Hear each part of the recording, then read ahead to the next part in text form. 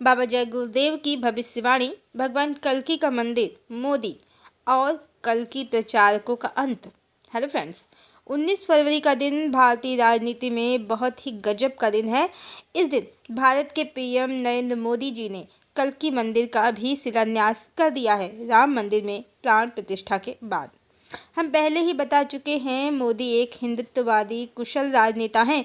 उन्होंने देश की नब्ज पहचान ली है और तुरुप का पत्ता उनके हाथ में लग गया है। इसी का परिणाम है कल्कि मंदिर का शिलान्यास। कुछ एस्ट्रोलॉजर पीएम को हनुमान का, कुछ शेषनाग का, कुछ महाकाल का अवतार बताते हैं। पर यह भी पूर्णतया सत्य है कि मोदी स्वयं के बारे में ऐसी कोई बातें नहीं करते हैं। वो भारत के पीएम हैं। भारत में, दुनिया में उनका डंका बज रहा है और ये तो सत्य है कि विपक्ष के लिए वो हनुमान ही हैं, क्योंकि विपक्ष की तो उन्होंने लंका लगा ही दी है। विपक्ष की सिट्टी पिट्टी गुम है, होश फाख्ता हो चुके हैं। चुनाव से पहले ही नेता अपनी पोजीशन सिक्योर करने में लग गए हैं। लेकिन क्या सच में शेषनाग हों या हनुमान या महाकाल, उनकी इतनी ही महिमा है कि वो किसी देश में राजनीति के दांव पेच आजमाएं? तो ऐसा तो बिल्कुल भी नहीं है। मोदी ना तो शेषनाग हैं, ना हनुमान और ना ही महाकाल।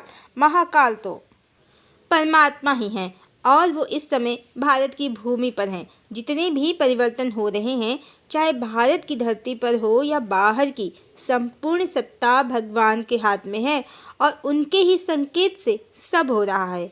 पिछले वीडियो में हम बता चुके हैं कि मोदी भी मसीहा हैं, पर हमने उसी वीडियो में कई मसीहा बताए हैं।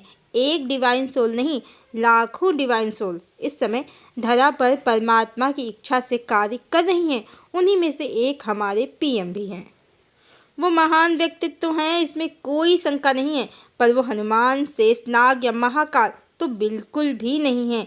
जहाँ तक ईश्वर ने उनकी भूमिका तय की है, वो वहीं तक कार्य करेंगे। उसके बाद संसार ईश्वर की परिवर्तन की लीला को भी देखेगा। धरती का पोल शिफ्ट हो रहा है। हम पहले भी बता चुके हैं कि पोल शिफ्ट के साथ ही एनर्जी भी शिफ्ट हो रही है। डिवाइन एनर्जी, भगवान की ऊर्जा, डेमन्स की ऊर्जा को रिप्लेस कर रही है और इसी के साथ आज जो मान्यताएं हैं नए युग में, वो पूर्णतया 180 डिग्री बदल जाएंगी। और तब आज जो हमें महान लग रहे हैं, अवतार लग रहे हैं, हो सकता है वो साधारण व्यक्तित्व लगने लगे, या फिर हो सकता है कि वो हमें निगेटिव एनर्जीज या असुर लगने लगे। बिल्कुल वैसे ही जैसे कलिकाल में श्री कृष्ण को रसिया, multiple relations, extra marital affair, polygyny को सपोर्ट करने वाला पुरुष समझा गया और श्री कृष्ण की रानियों को देवी लक्ष्मी का विस्तार या विभाजन समझा गया और देवी राधा को भक्त। बस सतयुग में श्री कृष्ण की रानियां आसक्त जीवात्माएं समझी जाएंगी। देवी राधा, लक्ष्मी, आदिशक्ति और भगवान श्री कृष्ण सर्वव्यापी, न्यायकारी, परम ब्रह्म परमेश्वर प्रतिष्ठित होंगे। ये सब परिणाम सतयुग में पोल शिफ्ट के बाद अवश्य ही दिखेगा और बहुत संभव है कल्कि मंदिर का शिलान्यास राजनीतिक दलों के अंत का ही शिलान्यास हो। आखिर भगवान आएंगे तो राजनीतिक दलों का क्या ही काम रहेगा। बाबा जय गुरुदेव ने भी भविष्यवाणी की है कि युग बहुत शीघ्रता से बदल जाएगा, क्योंकि मनुष्यों के पाप कर्म इतने बढ़ गए हैं कि कलयुग की अवधि ही समाप्त हो गई है। पाप के बोझ से और दो युगों के संधिकाल में जो टकराव होगा, तो उस समय एक झटके में 20 करोड़ लोग साफ हो जाएंगे। विश्व की आबादी थोड़ी रह जाएगी। समय बहुत खराब आ रहा है। अमेरिका भी रोएगा, चीन भी रोएगा, इंग्लैंड भी रोएगा, भारत और अरब देश सब रोएंगे। और इस बार राम को तीर चलाने की, कृष्ण को चक्र चलाने की कोई आवश्यकता नहीं पड़ेगी। सब अपने पाप कर्मों से स्वतः ही समाप्त हो जाएंगे। महाभारत का युद्ध 18 दिन चला था, पर हो सकता है आगे जो लड़ाई हो वो 18 मिनट में ही समाप्त हो जाए। यहाँ बाबा जी का इशारा प्राकृतिक आपदाओं और परमाणु युद्ध से ही है। पर भारत की राजनीति क्या कह रही है? विपक्ष में दम नहीं है। राम मंदिर में प्राण प्रतिष्ठा हो चुकी है। कल्कि मंदिर का शिलान्यास भी हो चुका है। कितने ही कल्कि के प्रचारक स्वयं को कल्कि घोषित कर चुके हैं और स्त्रियां भी पीछे नहीं हैं। कुछ स्वयं को कल्कि की पत्नी बता रही हैं, कुछ स्वयं को देवी का अवतार और प्राइम मिनिस्टर के लिए तो अवतारों की लिस्ट ही तैयार है। क्या है ये सब? चाहे नास्तादमस हो, बाबा जय गुरुदेव हों, कीरो हों या पंडित श्री राम शर्मा आचार्य, सबकी भविष्यवाणियाँ तो इसके बिल्कुल विपरीत हैं जो भारत की राजनीति में आज चल रहा है। ध्यान रहे, मुगल अपना दम दिखा चुके हैं, ब्रिटिश अपना दम दिखा चुके हैं और इस समय भारत की राजनीति में जो सत्ता में पार्टी है वो भी अपना दम दिखा रही है। पर कोई है जिसने अभी तक स्वयं की शक्ति को नहीं दिखाया है प्रत्यक्ष में, परोक्ष में तो उनकी शक्ति काम कर ही रही है। और ये भी अवश्य समझे कि देश में मंदिर, मस्जिद और गिरजाघरों की कोई कमी नहीं है। चारों धाम भारत की ही धरा पर है, पर कलयुग बढ़ता ही जा रहा है।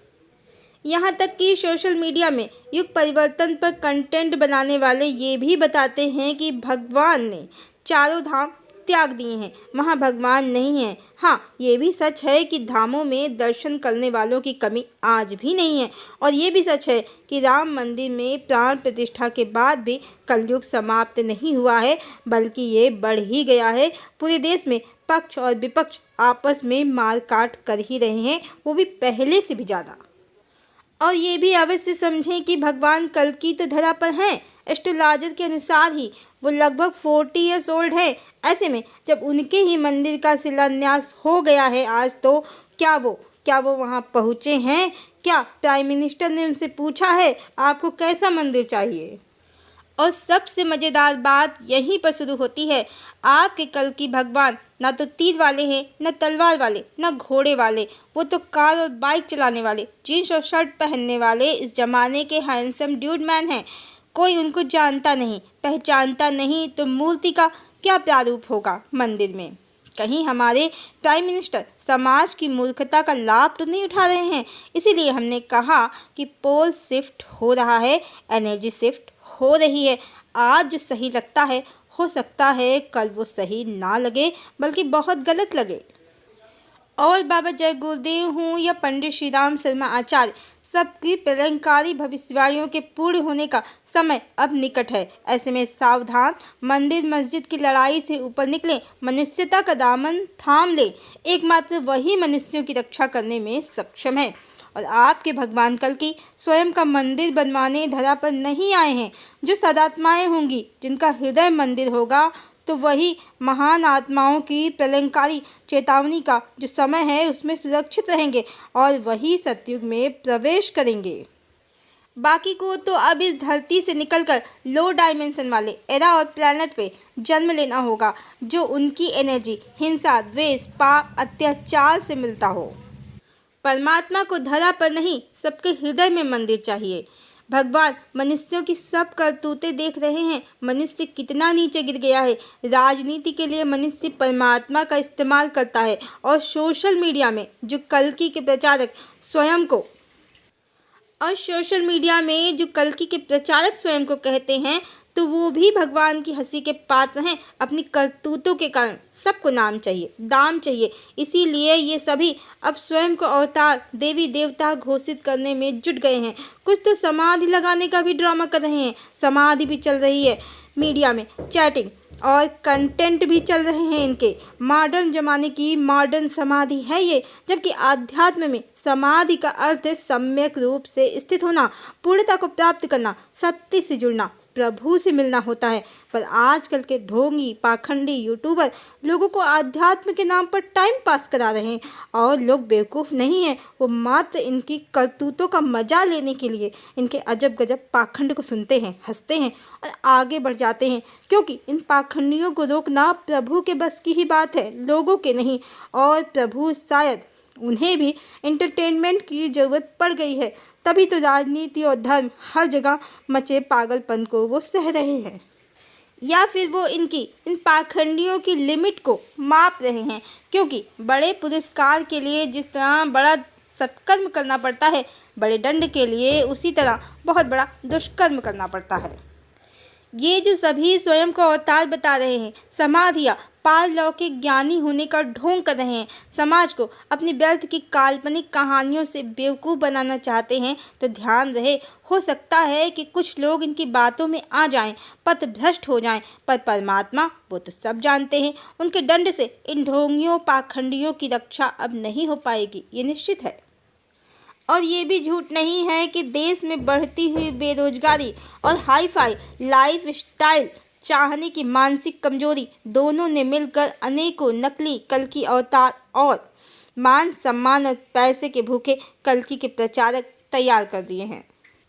पर अब बहुत शीघ्र अब हम सभी उस स्थान पर, उस डिवाइडर पर, काल चक्र के उस डिवाइडर पर खड़े हैं जहां से आकाश पाताल सब हिल जाएंगे, सब उल्टा पुल्टा हो जाएगा। नेता, अभिनेता और सोशल मीडिया के कल्कि जहाँ से इनका खेल समाप्त होता है, वहीं से परमात्मा का खेल शुरू होता है। और अब वो समय आ गया है, और इसीलिए अब ज़्यादातर कल्कि के प्रचारक स्वयं को अवतार और दूसरों को पापी भी कहने लगे हैं और आपस में लड़ने भी लगे हैं, क्योंकि इनका कार्य यहीं तक था। अब ये सभी एक दूसरे के विचारों को स्वयं काटेंगे, एक दूसरे की निंदा भी करेंगे और इस तरह स्वयं ही अपना खेल समाप्त कर लेंगे।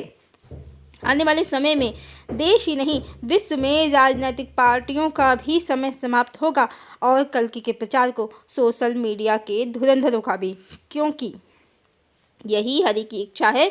क्योंकि अब इनका नहीं, हरि का, महाकाल का, उनकी प्रत्यक्ष जगत में प्रत्यक्ष लीला का सभी मनुष्यों को साक्षात्कार होगा। इनका समय समाप्त हुआ। परमात्मा का, पुरुषोत्तम परमात्मा का ही आने वाला समय और युग है। मंदिर, मस्जिद और स्वयं की जय जयकार करने वाले माया में फंसे सभी कल्कि के प्रचारकों काल नेमियों का समय आने वाले युग में बिल्कुल भी नहीं है, क्योंकि सत्युग डिवाइन एरा है। उसमें प्रवेश करने वाले चेतना के सब रहस्यों को जानते होंगे। वो सांसारिक इमारतों, नाम, रूप, धन के लिए प्रतिस्पर्धा करने वाले नहीं, बल्कि स्वयं और दूसरों में परमात्मा को अनुभव करने वाले होंगे। और उनका ही, ऐसे ही मनुष्यों का सत्युग में प्रवेश होगा। बाकी दिखावा, आडंबर, पाखंड और इन्हें करने वाले पाखंडी प्रलापी मनुष्यों को डिवाइन एरा में प्रवेश ही नहीं मिलेगा। फिर ये चाहे स्वयं को कल्कि कहें या कोई देवी देवता। भले ही माया के जगत में फंसकर मनुष्य मनुष्य को ना पहचानते हों, पर परमात्मा से किसी का सत्य छुपा नहीं है। जो सोच रहे हैं कि ऐसे ही चलता रहेगा, तो धरती का पोल शिफ्ट हो रहा है, इसे हल्के में ना ले। जिस दिन दक्षिणी ध्रुव उत्तरी ध्रुव होगा, उस दिन इसी धरती पर एक नया युग प्रारंभ हो जाएगा। और आज जो सही लगता है वो सब गलत सिद्ध हो जाएगा। आज के नेता भी, अभिनेता भी और कल्कि के बहुत से प्रचारक भी। और नए युग में ढोंगियों, पाखंडियों के लिए कोई स्थान नहीं होगा। इसलिए ऐसे लोग अभी जितनी मौज करनी है कर ले, आगे इनका अंत है जो निकट है। हरिओम।